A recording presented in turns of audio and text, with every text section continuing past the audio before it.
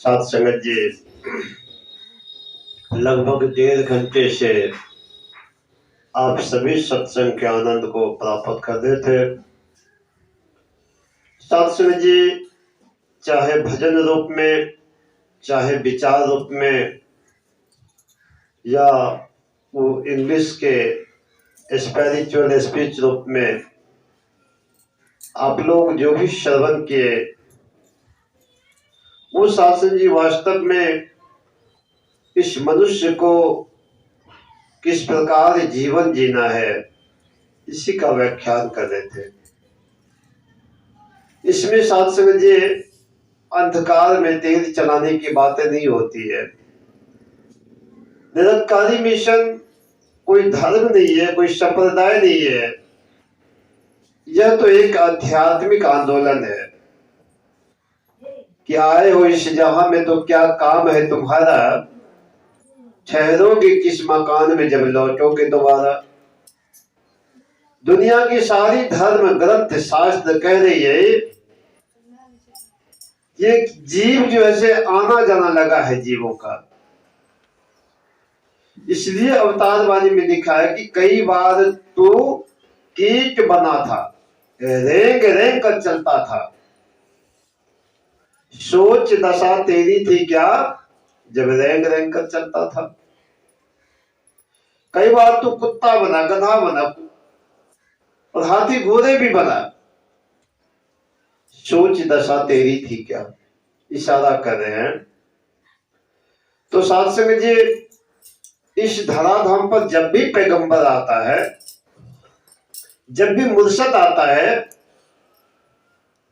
जब भी perfect master आता है, तो साथ से वो अपना एक पाठ देते हैं, वो कुछ छाप छोड़ते हैं। साथ से जब कोई पीएचडी करता है, फिलॉसफी करता है, तो उन्हें अपना एक एक्सपीरियंस रखना होता है, उनका एक बुक बनता है। उसी प्रकार से जब कोई परफेक्ट मास्टर आता है संसार में, पूर्ण सदगुरु आता है, मुर्शद आता है, तो वो अपने अनुभव को रखते हैं साथ संगत जी। परमात्मा को पाने के लिए पुरातन महात्माओं ने 24,000 वर्ष तक तपस्या किया। साथ से वो मिथ्या नहीं हो सकता।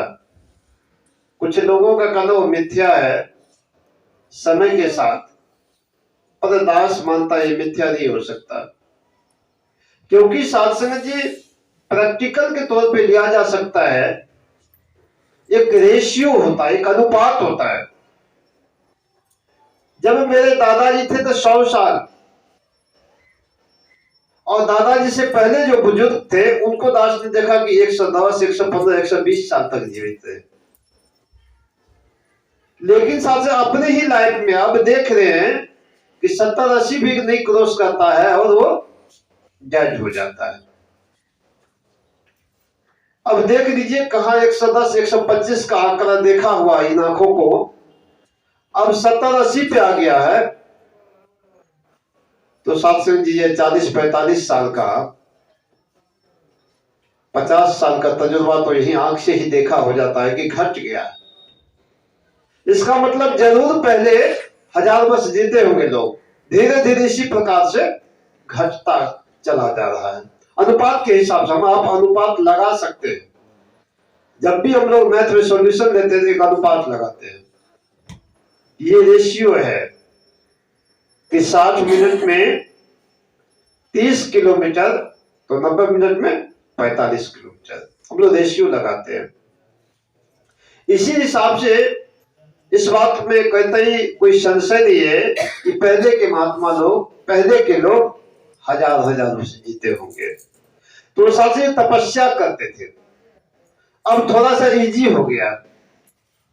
अब इजी क्या हुआ कि जब हम लोग 10वीं का एग्जाम देने के लिए गए, फोटो खिंचाने गए, तो उनका 4 दिन में धुल के आएगा,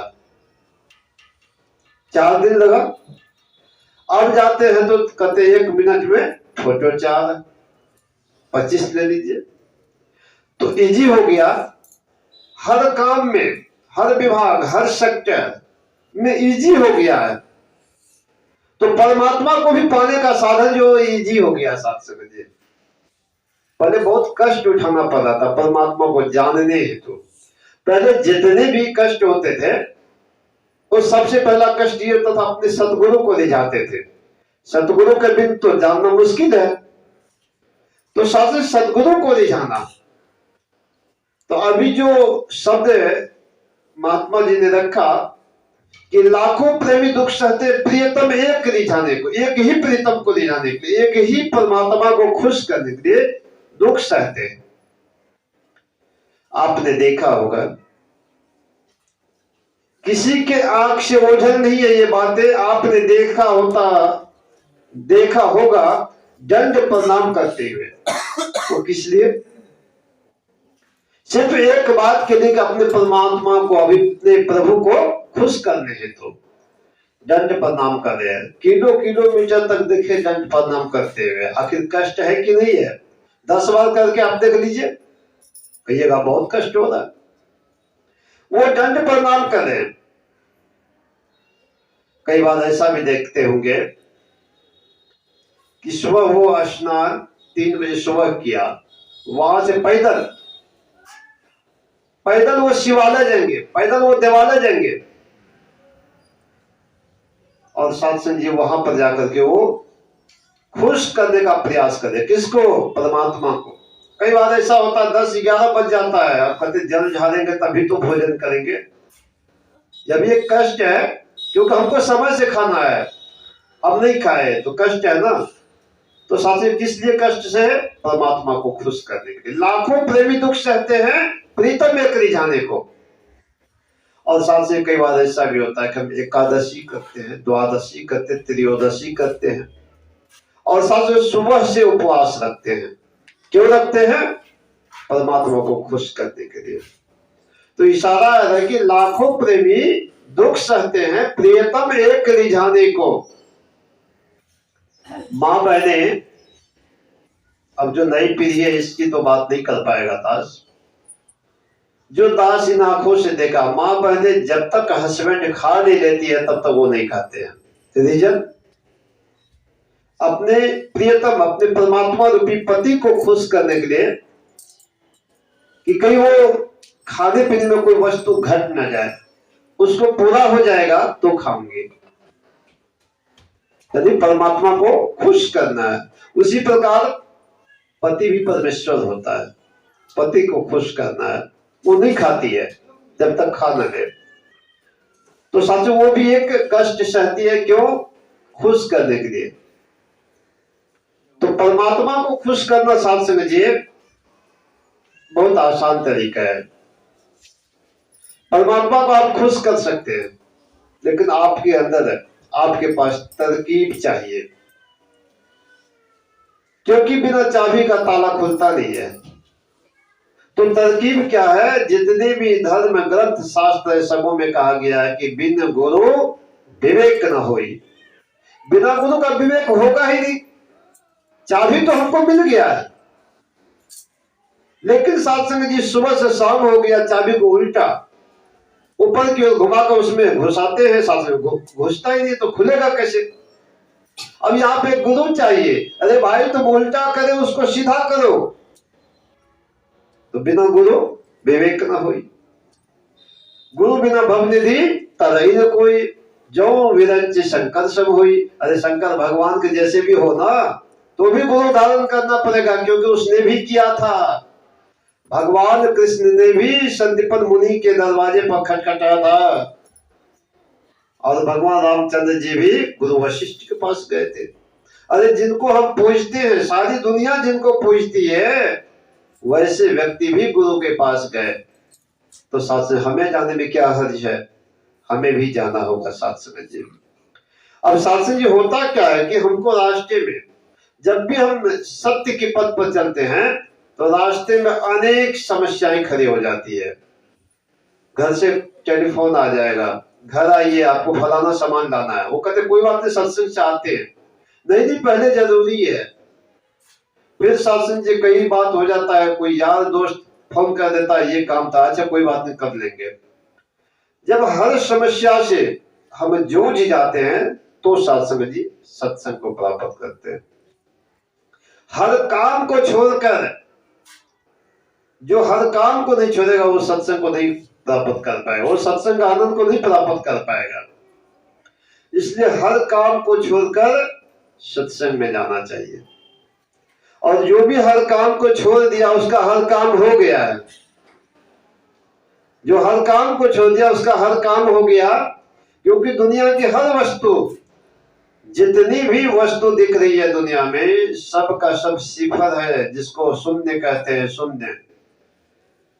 जब तक अंकों में सबसे छोटी इकाई का अंक माना जाता है शून्य, लेकिन जब तक इधर से 1 2 3 4 6 ये जब तक नहीं लगेगा साथ से, तब तक शून्य का कोई वैल्यू नहीं है। वो भी पहले लगना चाहिए। एक व्यक्ति ने कहा चलो कोई बात नहीं, 1 रुपया दे देता हूं। कहते नहीं कुछ शून्य लगा दीजिए। बोला अच्छा ठीक है, लगा दिए। फिर बोले कि कृपा कीजिए एक और शून्य लगा दीजिए। लगाते गए लगाते गए, लास्ट में एक व्यक्ति वहां खड़े थे, वो देख रहे हैं भाई ये क्या हो रहा है, शून्य तो लग रहा है लेकिन एक के आगे नहीं एक के पीछे लग रहा, भाई ये क्या होगा। और वो व्यक्ति कह रहे कि बहुत कृपा है, ये तो लगाते चले जा रहे, लगाते चले जा रहे। और दूसरा जो ज्ञानी व्यक्ति थे वो अचंभित में थे, अरे भाई शून्य तो लग रहा है लेकिन कहाँ लग रहा है। और ये खुश हो रहे हैं और ये सैडनेस हो रहे हैं, दोनों में बातें हो रही है। अब दोनों सोच रहे ये क्यों उदास हो रहा है, भाई मुझे मिल रहा है, इसको क्या दिक्कत है। और इसको तो दिक्कत इस बात का है कि ये तो सोच रहा मुझे मिल रहा है, इसको कुछ नहीं मिल रहा है। इसको इस बात से था, लेकिन इसको जलन हो रहा है कि शायद मुझे मिल रहा था, इसको जलन हो रही है, इसलिए इनकी ये समस्या है। ऐसी बात नहीं थी। वो ये सोच रहे कि ये बेचारे तो खुश हो रहे हैं लेकिन शून्य लग रहा है, लेकिन एक के पीछे लग रहा है साथ संगत। जब उसको कैलकुलेट करने लग गए तो इशारा करते हैं कि 1 असरफियां इसको दे दिया जाए। कहते हैं महाराज ये तो नाइंसाफी होगी। वो कैसे? तो मैंने तो आपको कहा कि शून्य लगा दीजिए। भाई लगाया, तुम जितने बार कहा उतने बार लगाया हूं, देखो तो किसी पढ़े लिखे से दिखा लो। कहते लगा हुआ है लेकिन एक के आगे नहीं है, एक के पीछे। अरे एक के आगे शून्य लगेगा तो महत्व है। तो शास्त्री जी एक क्या है, एक निरंकार है, एक परमात्मा है, एक भगवान है। जब तक पहले इसको नहीं रखेंगे तो शास्त्री बाद में कोई भी शून्य देते जाए कोई फर्क नहीं पड़ता है। इसलिए पहले परमात्मा को जानो, परमात्मा को मानो, परमात्मा को हो जाओ। परमात्मा एक का है, दुनिया की सारी वस्तु शून्य है, परमात्मा एक का है। जब तक एक का नहीं लग जाएगा तब तक शून्य का कोई वैल्यू नहीं है। इसलिए हम पहले परमात्मा को जाने, और इनको जानने का एक ही तरीका है कि परफेक्ट मास्टर की तलाश करें। जब किसी को अपने बच्चे को इंटेलिजेंट तेज बनाना होता है वो क्या करते हैं, समाज में पूछते हैं कि बहुत अच्छा मास्टर कौन है, पूछते हैं ना।